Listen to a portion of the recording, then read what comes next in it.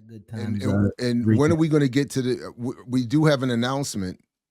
We do have a big announcement. Make people Uh, wait. If we can get to 1,000, we'll. Well, we a got to like thou- 900 last time. oh, if we get to 1,000 in the live, we'll make the announcement. Is that what you're saying? Yeah, as soon as we hit 1,000, we'll reach it. So y'all gotta keep sharing. Then we'll. I think that's actually fair, Yeah, because we be hitting and it's a 950 and stuff. and it's a big announcement. You know what I mean? Let me try to make an adjustment here myself because I don't know if this is good. If it was the picture, let me see if Yeah, that that does zoom looked like anything. it helped if you zoomed in a little bit. Oh no, that's a new cartoon. That's just a new. That's just the cartoon.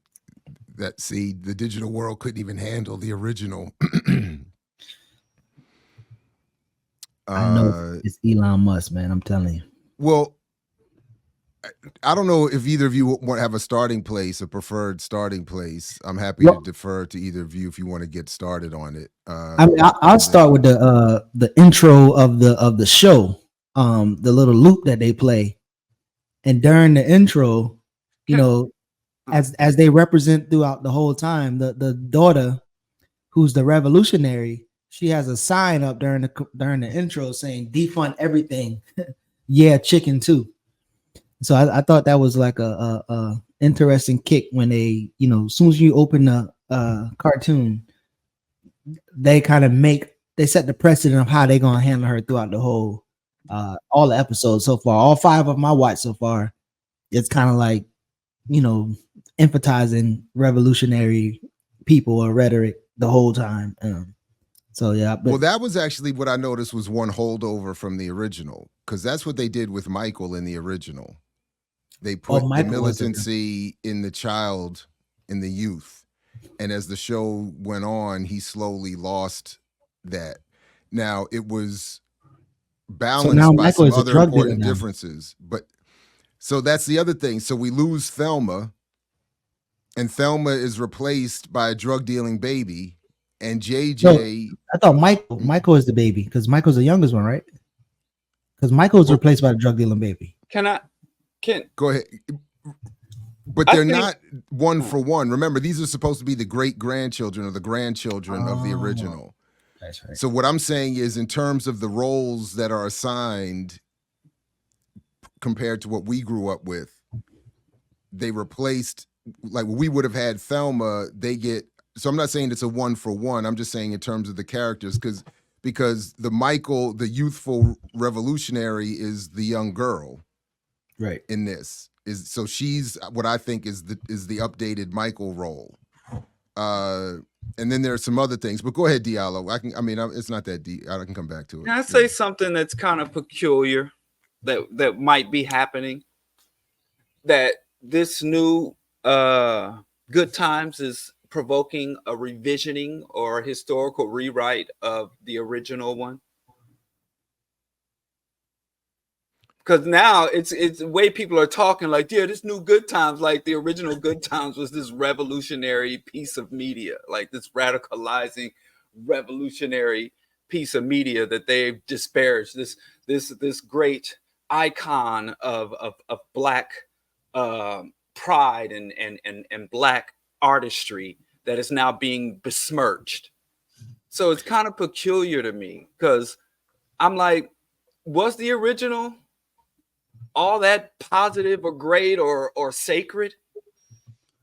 It was so to me. It was not to your point. It was not some perfect revolutionary media, but it was worlds in advance of this.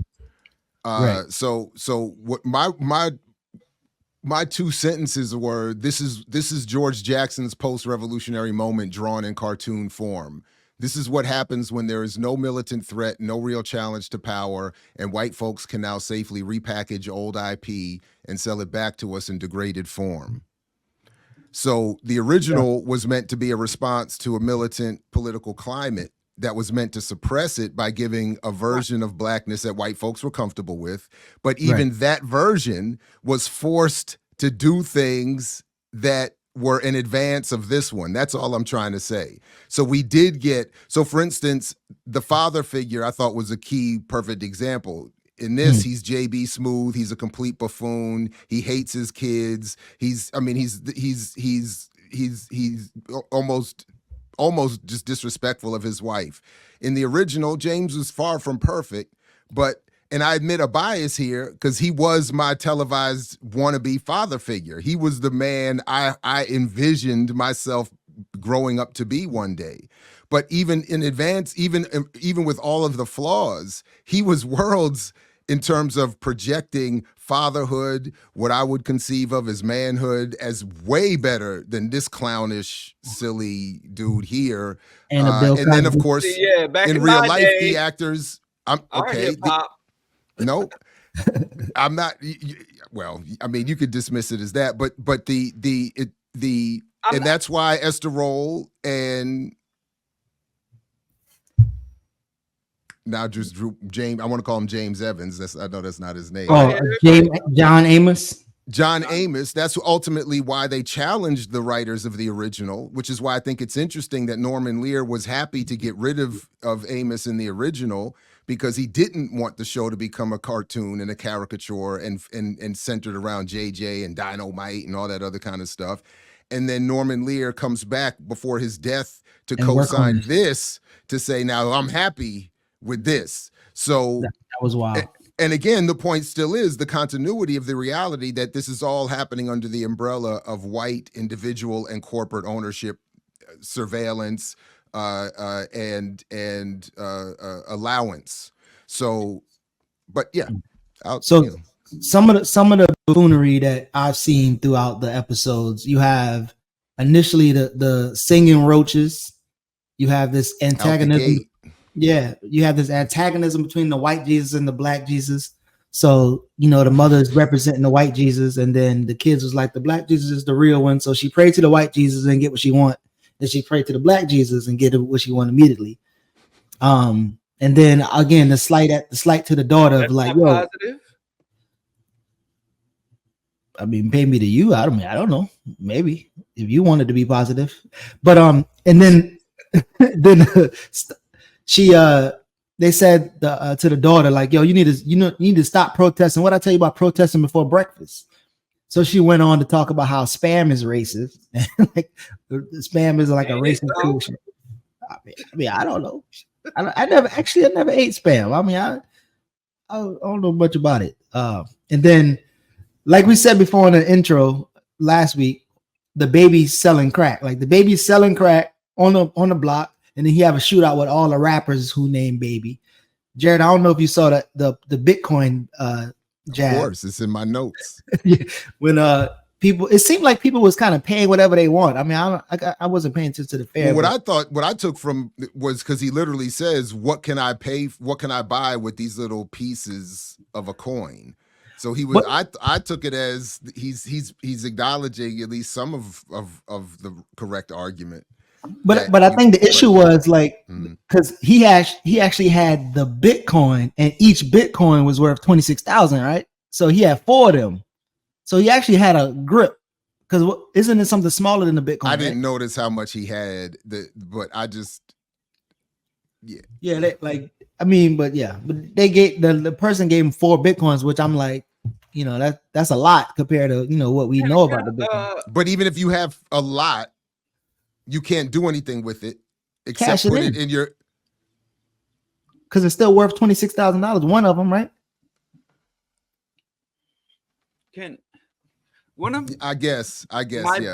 Well, no, they're actually worth more than that now. Hold on, let me see how much. It's Go ahead, 60-something thousand now. One of my biggest takeaways is it's just how outdated it is. Like, first of all, they live in Cabrini Green, which doesn't exist anymore. That neighborhood's been gentrified. He's a goddamn yellow cab driver. Right. And I ain't saying it ain't no yellow cab drivers around, but where's the Uber? The whole partition, the whole 9. Yeah. Like, the shit is, and then they got and I grew up in a housing project on Section 8. And those little housing project competitions, they used to do that kind of shit. Mm-hmm. And I just, I don't think I'm that far from the streets. I'm not that far from the ghetto, but They still do that shit. And I remember the housing project management went corporate. My old housing project had a mean old lady that used to go sit in this musty, dank office that's off to the side, that's embedded in one of the housing units that every people used to hang out in, and she'd sit there and rule over the housing project with an iron thumb. But then the management has gone corporate. You know, the management of housing projects has become professionalized. So like, and you know, I don't know if they're hiring consultants over at Netflix, you know, bang my line, but there's so much modern material to work with, you know, and I think they, in their own imagination, they were doing a Boondocks. It was more of a merger. They think that they were doing Boondocks, like with the Baby's Kids merger, right? Holding a mirror up to, you know, society, or holding a mirror, like at the same time showing Black people, holding a mirror up to us, but also disparaging societal. It's a failed attempt, but I kind of see where they're trying to go, because when I looked at some of the people associated with the project, it seems like they're people who had a intent trying to send a message, but it got completely lost, just like the original Good Times. You know, some people that had some good intent and attempted to do some good things, but all we remember is the dynamite. But that's what most people take away from it, even and you find embedded. So I think I didn't even get through the whole episode. So yeah, so still in episode 1, they got the baby sniffing some coke, and they have the unorganized militant protesting daughter. And then, why couldn't they have him on some Molly or you know, like, why is he hustling crack? He's smelling it too. He's smelling it and selling it. Huh? He's smelling and selling it. But he couldn't be hustling Molly, or hell, it's Chicago and weed is legal. He couldn't be like a dispensary king, artisanal weed dealer. He couldn't work at a dispensary or some shit. They could just update this shit. That's what dispensary would have been dope.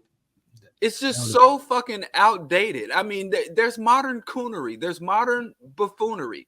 Why did they have to dip so far back for some shucking and jiving when there's modern versions of all that?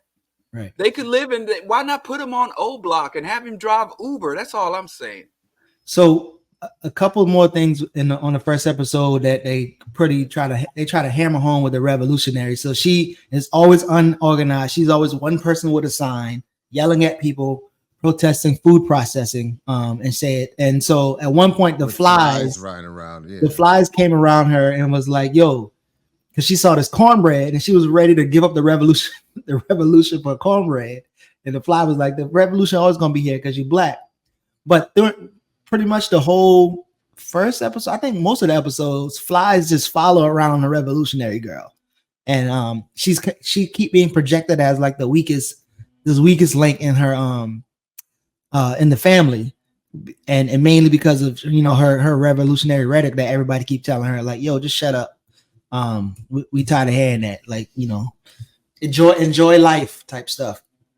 But then once you get to like the second episode, the baby is always kicked out of the house because the dad don't like him because he's a drug dealer and he's this whatever. But the baby has to sneak in the house to get pampered and all this other stuff. But he treating it like, you know, call me when your man ain't home. That's what he said to his mama, like, call me when your man ain't home. Cause so I guess he lives upstairs, and like the mom is like referring to herself as like a bad bitch and all this other stuff. But one interesting thing, when JJ or whoever the guy was at school, did you see when the math teacher was asking him, like, could you, you know, do this problem? And he gets distracted from school and he like paints. But that first mural that he paint was militarized police armored up against white people. Did you see that? And they didn't talk more about it. And I was trying to figure out, was there some type of math thing? Because the math was like weird math. Like 3 + 4 = 5 and something like that. And he said, this is the perfect answer to it. But I guess I wasn't catching whatever message it was, but I did see the militarized police, like armored up against the white folks. And then you have like the weird ass teacher who's smoking and drinking, and was explaining to him like this ain't the Cosby, so they took a jab at the Cosby.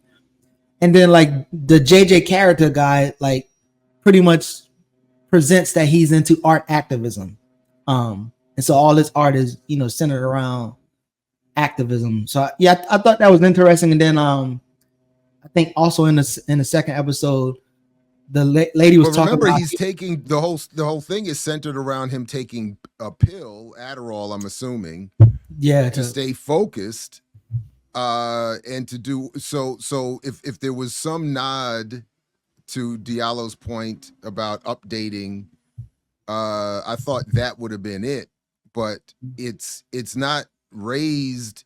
So back in the original, when I was a kid, we would have gotten an episode where someone had gotten into drugs, and by the end of the episode, they learned that they're not supposed to be on drugs. Back in my and it would have day, been one of them kind of messages. This was depicted more as everybody's on a pill or not. And while the girl does struggle and throws the pills away, it's not on the basis of let's not do drugs. It's on the basis of I don't want him to win and be smarter than me. And if we're both just sober, I'll win. So that's how she's able to resist taking the pill herself and competing that way. So she says, just throw the pill away, and then I'll just beat him on, straight up. But there's no overt, at least, let's not do drugs. It's, it's just sort of there. So I by the way, there's a couple of people that have raised the question of the value of Bitcoin. And the point that I was really trying to make is that, yes, he could have technically taken the Bitcoin, put them on the market, sold them, and walked away with a couple $100,000 maybe. But the point that I'm trying to focus on is that the claim that they have any other value other than being an asset that is a security traded and invested in and speculated upon, like any other, is silly. And that my point is, as he acknowledges in the show, I can't actually spend them on anything. I can't pay my rent with it. So the only value it would have had is if he had sold it as if it had been any other security or investment opportunity. And that's sort of my point from the beginning. That's all this stuff ever is. So right. Yeah, in the short run, he could have made a couple dollars, but it's not only because some other suckers coming behind him willing to pay. Right. All right. Sorry. I don't know if Diallo liked the Black Jesus because the Black Jesus the whole time is a video gamer. So he's playing video games and he's sitting. Who's he sitting with? Who's that supposed to be? Is that St. Paul who does the gates? I don't know who. Okay. I literally wasn't paying him much attention. The second guy, I actually can't picture him right now, but I remember, I guess God kept giving Jesus. He's got like a toga on. No, matter of fact, I think he's Jesus. I think he's Jesus. No, the other one I thought was Jesus. I don't know. I thought he was God. Because he's the one who was saying, I don't want to have anything to, like, they're calling. Because he says, the other one holds up the message and says, they're calling for you. And he's like, I don't, and when it came to the girl's menstruation, he was like, I don't want to get involved. And he made some little joke about, referencing cancellation. This is definitely some good time shit. I'm looking at the fight scene. Not good times. This is definitely a Boondocks attempt at a Boondocks. Mm-hmm. And they could just show Black people the harsh realities in a comedic way, but embed some truth in comedy. But because look, I mean, the karate fight scene that pretty much knocks it down. I think, what's that guy's name? Aaron Magruder, my Columbia, Maryland homeboy. To his lawyers.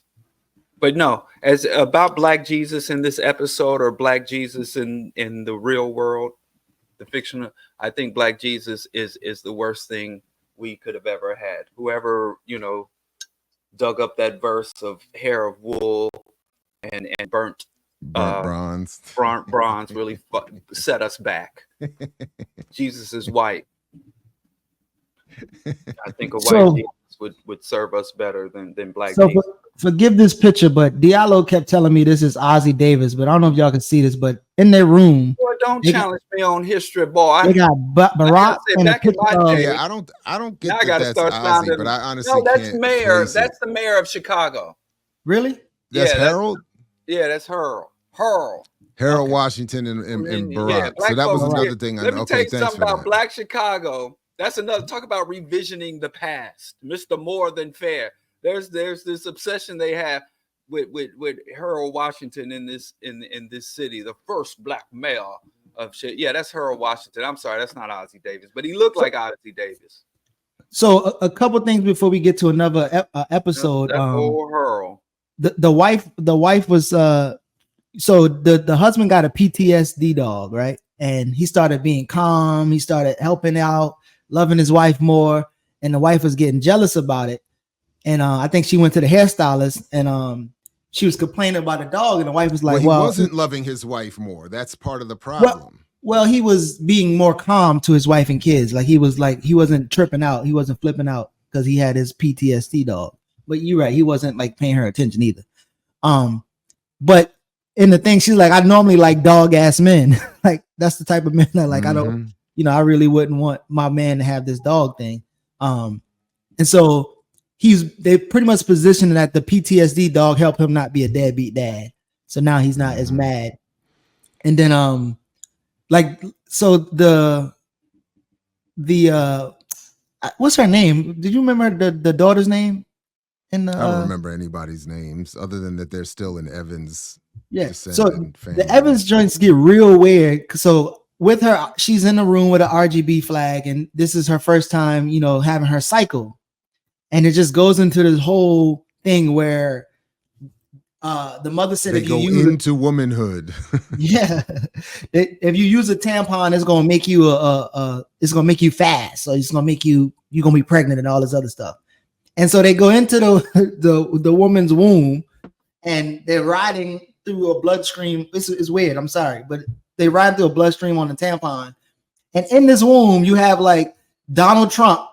If you see that when they had like Donald Trump is the patriarchy, and it's like a Wizard of Oz type of thing too. Like he's the Wicked Witch sending his minions to catch them, and he's trying to stop them. They have little quips about right to choose, and then they go into a whole G-spot thing, which was really weird.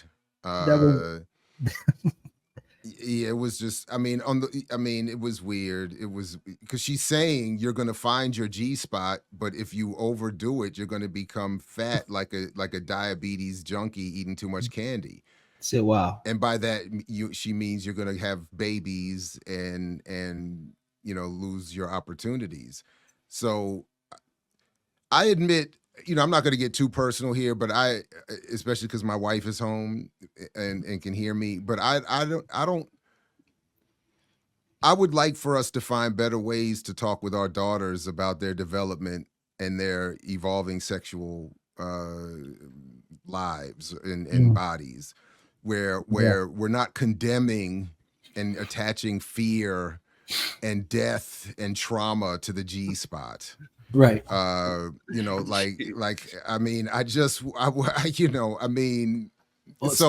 Sex and body shaming. They went overboard with a lot of weird, dumb stuff, like her like wiping blood all over the place, and it was a bit much. And then in terms of like the patriarchy, and they had the city girls in there too. I don't know if you saw them, but the mom was claiming that you using a tampon makes you a part of the WAP agenda. Yeah. This tampon will spark you into being some type of promiscuous right. girl. So it's like sex positive versus promiscuous, with sex worker exploiting patriarchy, because the white men gonna start throwing their money at you. I don't even know. I would like to know who wrote that episode, and because that shit was just everywhere. I think if there's any silver lining to it, I guess, is that they didn't put all of the patriarchy singularly within black men, which sometimes happens, it feels like, but they made it almost exclusive, in this case, to Donald Trump. And it's like this is it was just very weird. It was just very weird, and I thought they could have done it. I would like to see other ways to approach. So the rough part, I think maybe Diallo covered it. So this is tailored towards an adult cartoon, right? These kids are not going to watch this, right? Because I didn't even see there's an age limit on it. I don't think those lines exist anymore unless parents are putting digital blockers on their kids' phones and devices. I mean, at this point, if it's online, it's online. And anybody that has any pretense, well, I put an R rating on it or I put a mature content warning on it, and that should start. No, I mean, did that ever matter? See, you keep saying all this stuff that's now. A good point. Like, good point. Did it ever matter? Good point. We used to take R ratings as signs to go see it, hunt it down. We might see a nipple in that joint. R ratings mean watch right now. Watch right now. Exactly. Run to the theater. What was the other one? Was it strong graphic content? What was the other rating? Yeah, I don't know. I don't know. Well, it used to be at one point. It was they would do not yet rated, and there's actually a great documentary about the film industry called Not Yet Rated about not, and then they would say, right, they would, yeah, they didn't call it X, but it would be not rated or SC or something. Oh yeah, not rated. No, it wasn't SC. It was something. What was the strong sexual content though? I think it was something. What they would just no list children that. 17 that replaced NC-17. That was it. Thank you. That was it. That's what they did. But Good Times is rated MA, mature, for mature audience only. So did y'all get to the next episode with Elon and Bezos in them? I got through less than half the first episode. Yeah, I only made it to the beginning of episode 3, so I didn't.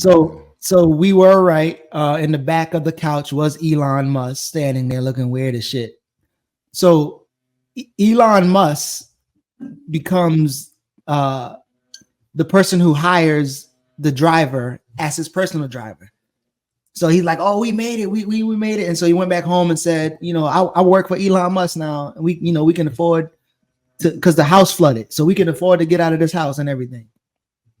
And so Elon Musk hires each family member for whatever reason, including the revolutionary girl, who said, "Like, I'll work for you as long as you let me make a film to expose you." And so once they get hired, so all of them, like Matt Taibbi, is that what she?